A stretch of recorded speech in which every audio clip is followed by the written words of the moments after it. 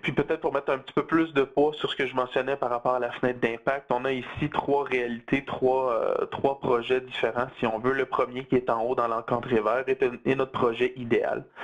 Donc l'objectif de réalisation est à l'intérieur de 4 mois. Comme on peut le voir avec la petite borne orange en dessous, les pleins potentiels des avantages, les pleines occasions se présentent à la fin du 4e mois, une fois qu'on a complété tous les outils, qu'on a eu toutes les connaissances du consultant. On commence déjà à en bénéficier à partir du 1er mois. On voit que la petite ligne là, commence à grossir de plus en plus. Deuxième, troisième mois, on a toujours de plus en plus d'outils, de plus en plus de connaissances, des réflexions au fil des conversations aussi qui se créent, qui nous permettent de challenger nous-mêmes à l'interne de l'entreprise.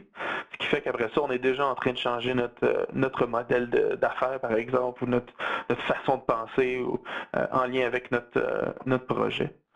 Si on passe à le deuxième exemple, la deuxième réalité, pour un mandat qui s'échelonnerait sur 5 mois, donc il y aurait un délai de 4 semaines au travers du mandat pour lesquels on n'est pas en mesure de se rencontrer. Donc il y aurait à ce moment-là, comme on en parlait, probablement une perte de momentum. On aurait déjà à partir de la de 4 mois et demi, des occasions qui sont manquées. Donc, au lieu d'avoir le plein potentiel, les pleins avantages du mandat, on n'est pas en mesure on est encore en train de travailler à finaliser le tout. On commence à en profiter seulement à partir du 5e mois.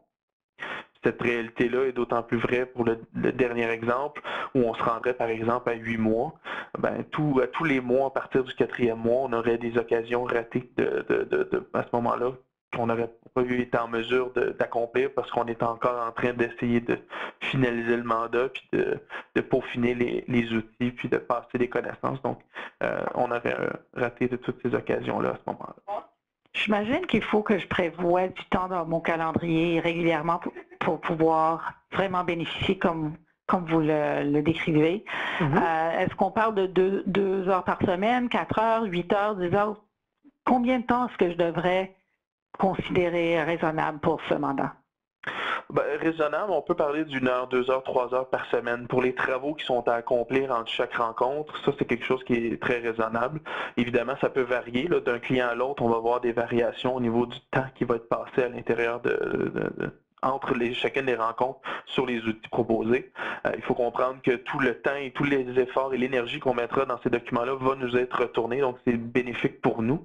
À l'inverse, si on passe plus ou moins de temps, on est très pressé, puis on ne prend pas le temps d'accomplir les choses entre les rencontres, donc au niveau des petits travaux, on n'aura pas tout le plein potentiel de ces outils-là, puis on risque de manquer encore là un petit peu de ces opportunités-là. Donc c'est sûr que il y a ce temps-là qui est passé entre chacune des rencontres, puis il y aura les rencontres qui sont généralement aux 2-3 semaines environ, donc environ 2 ou 3 heures de rencontre avec le consultant. Donc, c'est à peu près le genre de temps qu'on vous recommanderait de passer par semaine sur ce mandat.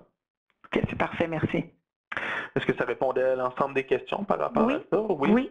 C'est un concept qui revient, qui va revenir beaucoup, encore là, le consultant, que ce soit le directeur de compte ou moi-même, au niveau de la BDC, c'est quelque chose qui nous tient vraiment à cœur, puis de pouvoir laisser cet impact-là chez nos clients, ça va bien au-delà du mandat, on l'espère. Donc, j'espère que ça a répondu à vos questions par rapport à la fenêtre d'impact.